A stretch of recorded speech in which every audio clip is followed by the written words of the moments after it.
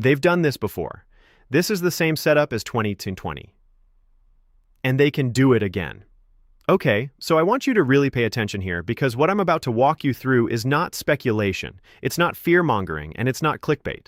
What I'm going to show you is a pattern. A very specific, very real pattern that we have literally watched play out before. And right now, in 2026, we are watching the exact same setup unfold again, almost step for step, almost beat for beat. And when you see it laid out the way I'm going to lay it out for you in this video, I think you're going to understand why so many people, economists, financial analysts, everyday Americans, are talking about stimulus checks, dividend payments, distributions, rebates, whatever you want to call it, potentially going out, and going out fast. So, let's get into it. No particular order here, but I want to walk through the key catalysts that are sitting right on the table in front of us, right now, in 2026, and why the conditions are lining up in a very familiar way. Okay, number one, and I've talked about this in other dedicated videos, so I won't go into a ton of detail here, but number one is the midterm election, November. That's the date, that's the deadline that's hanging over everything right now. Here's the thing that you need to understand about midterms and money. Politicians, regardless of which side of the aisle you're on, want people feeling good. They want people financially stable. They do not want the average American struggling to pay their bills, stressed about their job, worried about the economy, right before they walk into a voting booth. That's just Politics 101.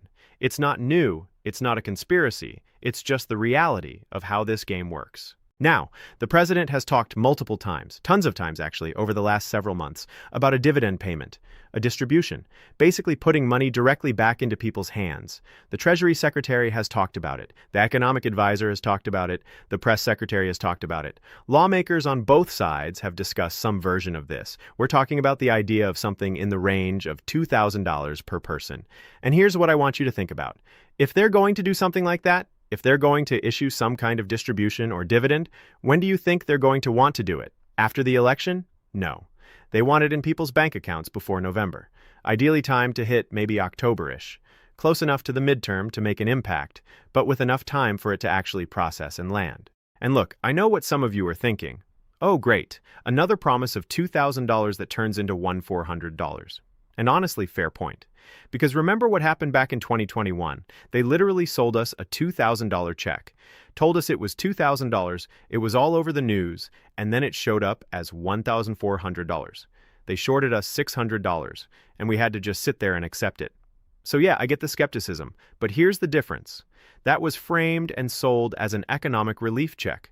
What's being discussed now is being framed differently, more like a profit share, a rebate, a return of money that was generated from certain assets or revenues. That framing matters because it changes the political calculus and the mechanism behind it.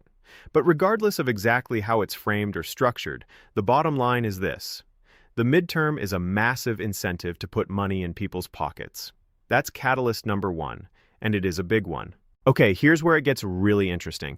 And honestly, this is the part that I want you to really lock in on because this is where the pattern I mentioned at the top of the video becomes crystal clear. So let's talk about the economy because I've been watching this very, very closely for a long time. And I've been saying for months now that the data is not good.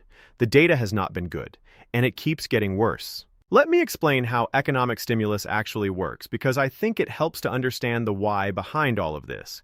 When the economy is contracting, when it's slowing down, when things are tightening up, the government has a few different tools to try to pump it back up. One of those tools is sending money directly to the people. It's called an EIP, an Economic Impact Payment. That's the official term. Technically, it's structured as an advance on a refundable tax credit, but in plain English, it's a stimulus check. And the whole point is simple.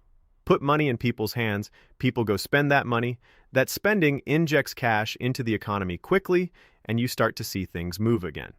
That's the mechanism, that's how it's designed. And we saw it play out in real time, very dramatically, back in 2020. Now here's what's happening right now that makes this feel so familiar. We are watching the economic data weaken in real time, month after month after month, and the one report I always come back to, the one that I watch probably more closely than anything else, is the jobs report, the non-farm payroll report that drops once a month for the previous month. Jobs created or lost, unemployment rate, labor participation rate, average hourly earnings, all of it right there in one report. And what has that report been showing us? Jobs are disappearing. Layoffs are rising. The unemployment rate has been climbing. We're now sitting at the highest unemployment rate we've seen in roughly 4 to 5 years. That's significant. That's not a blip. That's a trend. And here's something really important to understand about jobs data specifically. It's a lagging indicator. What that means is that by the time you're seeing the unemployment rate spike in the reports, the damage to the economy has already happened. You're not seeing the early warning signal. You're seeing the confirmation. You're seeing the result. It's like a smoke alarm. By the time it's going off, the fire has already started. So when I look at what's happening with jobs right now, what I see is the late cycle warning sign. The, okay, it's already gotten bad, now we're just watching it show up officially in the data moment. And that tells me we're in or very close to a contraction, a recession.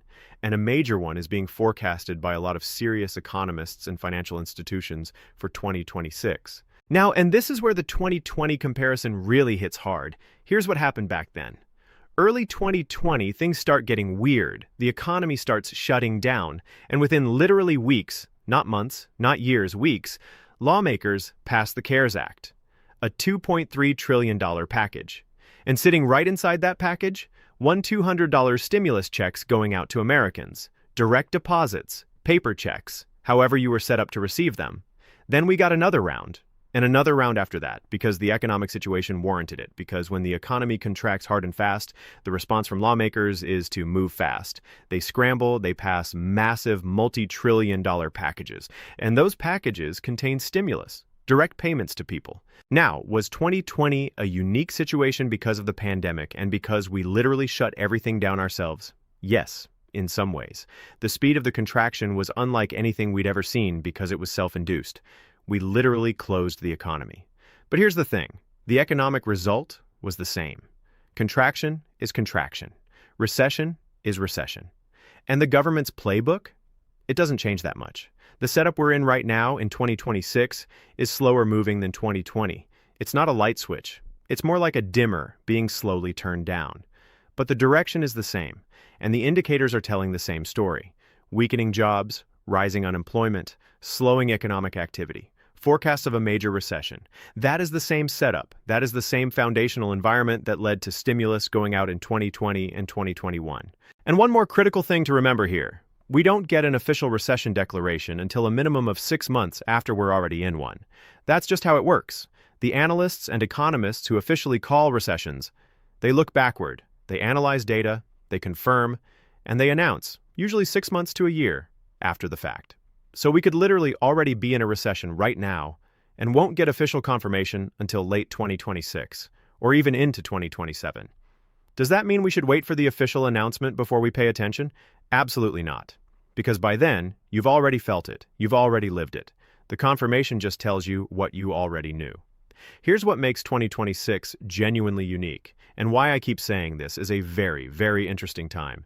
You've got two completely separate but equally powerful forces that both point toward the same outcome: money going to the people. On one side, you've got the political pressure of a midterm election. That alone is historically a massive driver of economic action, policy decisions, and yes, payments and distributions. Politicians want to go into November with people feeling okay financially. That is just the reality. On the other side, you've got a genuinely weakening economy. Not manufactured, not politically spun. Actual real economic data showing real weakness in real time. Rising unemployment, declining job creation, softening consumer spending, slowing GDP, and a growing chorus of major financial institutions warning about a recession in 2026. These two things, the political timing and the economic reality, are running on parallel tracks right now, and they're both pointing toward the same destination. The question isn't really if money goes out. The question is which trigger pulls first, and will both triggers fire? If it's driven primarily by the midterm politics, you'd expect to see something announced and distributed in the window between now and October. That's your sweet spot. That's the politically optimal timing. If it's driven by the economy, if we get a hard data confirmation of a recession, if the job numbers really fall off a cliff, if the financial markets start pricing in severe economic pain, then you could see emergency legislation move much faster than that. Just like 2020. Just like we saw lawmakers go from $0 to $2.3 trillion in a matter of weeks when the situation demanded it. And if both triggers fire at the same time, If you've got economic emergency and midterm election pressure stacking on top of each other, that's a very, very powerful combination of forces pushing lawmakers to act, and act quickly. That's not a situation where things move slow, that's a situation where things happen fast, very fast. Look, I want to be clear, no promises. I'm not sitting here telling you that checks are definitely going out, or that $2,000 is definitely landing in your account on a specific date. I can't tell you that with certainty, and nobody can. What I can tell you is what the data shows, what the patterns show, what history shows. And what history shows is that this setup, weakening economy, rising unemployment, political incentive to put money in people's hands, forecasts of recession, this setup has led to stimulus before, more than once, and we are watching the same conditions materialize again right now in 2026. They've done this before. The mechanism exists, the political will is there, the economic data is screaming for a response. The midterm is providing the deadline, and the people who make these decisions are not unaware of any of that. They see the same data, they read the same reports, and they have every incentive in the world right now to act. This is the same setup as 2020, just playing out on a different timeline and with slightly different framing. But the bones are the same, and they can absolutely do it again. I'm going to keep watching this extremely closely. Every week, every new jobs report, every economic data release, every announcement from the White House or the Treasury, I'm going to be on it. The moment something significant comes across the wire, I will be in front of a camera bringing it to you immediately, whether that's a dedicated video or a live stream. I will not let you miss it. That's what I'm here for. If you're new here, please consider subscribing. It's 100% free. Big subscribe button right below the video. And right next to it is a share button. Make sure to hit that too and get this in front of someone who needs to be paying attention to this right now. Drop your comments, your questions, and your feedback down below. Let me know what you want me to cover next. What questions do you have? What details are you most focused on? Stay tuned. Big things are happening, and I'll catch you in the next one.